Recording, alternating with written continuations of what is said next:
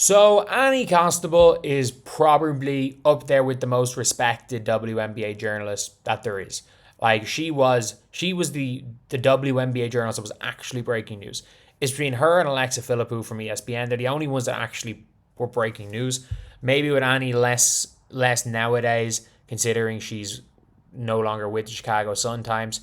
I mean, they've hated her. They hated her in Chicago because she was told to treat them like she would like the Bulls riders treated the Bulls, and she would call the team out for stuff, and they hated her because of it.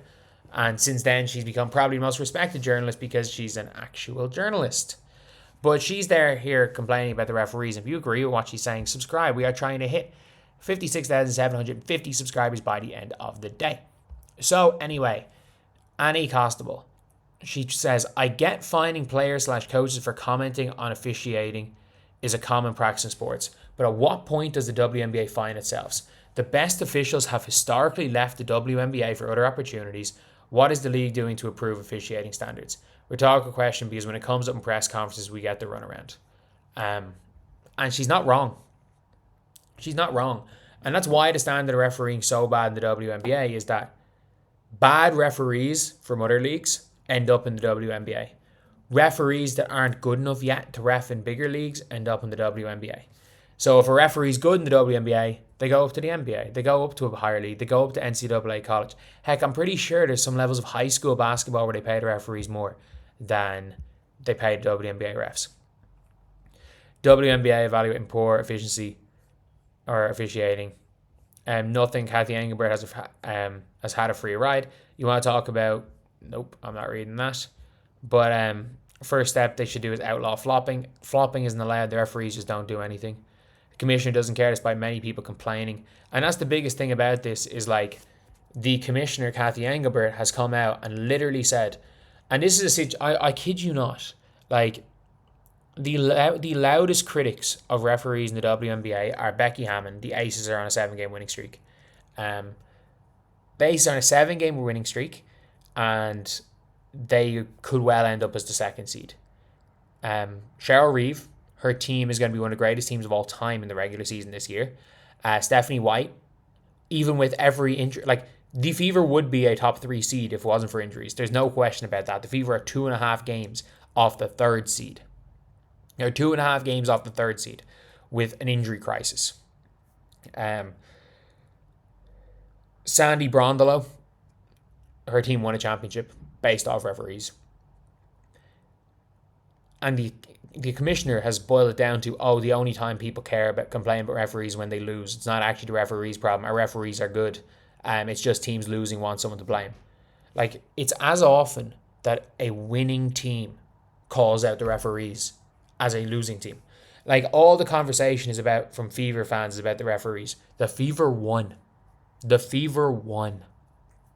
Like, it's the fact that the commissioners has ignored all of it because it's like, this whole thing is just about teams that are losing.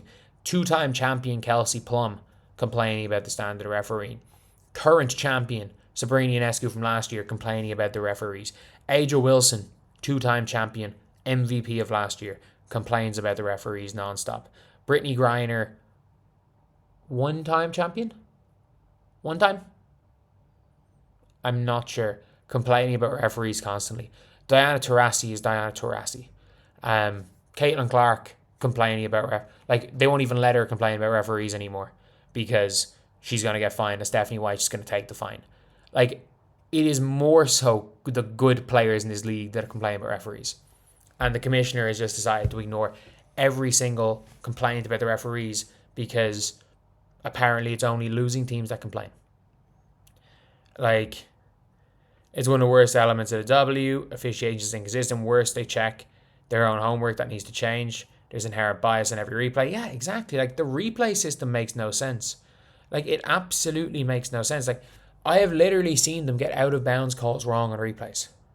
I have actually seen them get out of bounds calls wrong.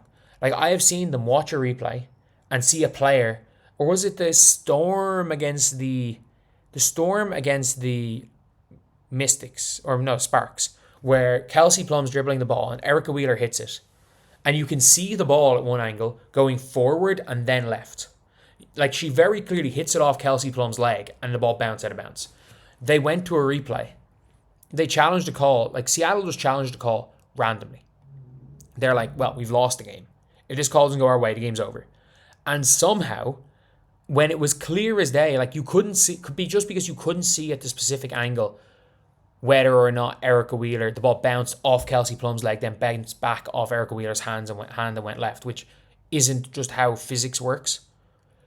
Just because you couldn't definitively say it meant that they had to overturn the call. And I'm like, this was obvious. Or maybe Seattle's challenge, I can't even remember, but it was obvious.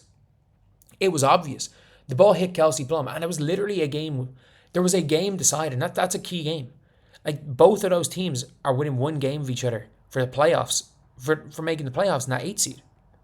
There is a chance that the playoffs could technically be decided by one of the worst missed calls, one of the worst out of bounds calls after replay I've ever seen.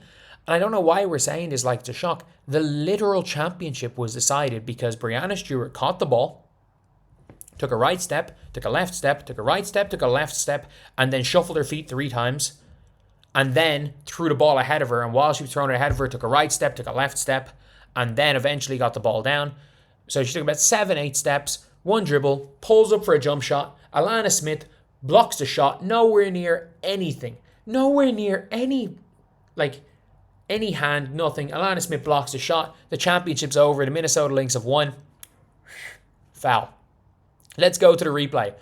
The Minnesota Lynx players are watching the replay celebrating. They're celebrating. As they're like, this isn't a foul. It's a clean block. Call stands. Alana Smith made contact with the body. No, she didn't. Breanna Steward hit her. Breanna Steward moved forward into her and made contact, so they just did it. Like, we're literally looking at a league whose championship was decided by referees being unable to watch a replay. And nothing. The commissioner is out there blaming losing teams on it. Blaming, they just want to complain about the refs when they lose. Like, but there's literally, like, the fact is that with 5 seconds to go in the WNBA finals, the Minnesota Lynx were up by 2 points. And Sandy Brondelot literally was in a timeout saying to Stewie, if they go near you on your shot, embellish the contact, they will call the foul. Like, that was caught on camera, and then the refs did it. The refs called the foul on a clean block, and then they did it on a replay. Like, it is, you can't have it can't be a serious sports league if the referees at its bad. It just can't be. It just can't be. So anyway, yeah, that's the video. Shout out Annie, some of the media, for actually calling out the league on this BS and not just, blaming losing teams and losing players on this, because at the end of the day, it's destroying the sport.